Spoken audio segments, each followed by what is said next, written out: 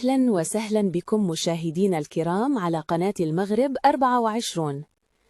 في اعتراف دولي جديد بقيمة التراث المغربي، صادقت منظمة اليونسكو اليوم الأربعاء على إدراج القفطان المغربي ضمن قائمة التراث الثقافي غير المادي العالمية، وذلك خلال اجتماع لجنتها الحكومية المنعقد في الهند. هذا القرار يشكل تتويجا لجهود المملكة بقيادة الملك محمد السادس، الذي يولي اهتماما خاصا لحماية الهوية الثقافية المغربية.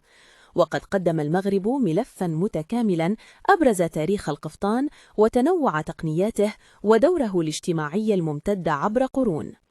القفطان المغربي لم يعد مجرد زي تقليدي، بل رمز حي للأصالة والإبداع، ينتقل من جيل إلى آخر ويحظى بإعجاب عالمي متزايد.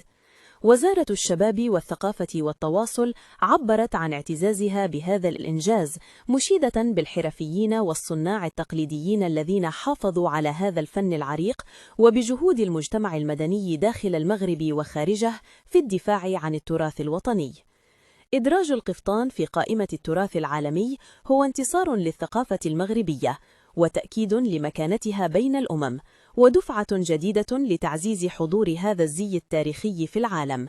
شكرا لكم على حسن الاستماع والمشاهدة، وإلى اللقاء.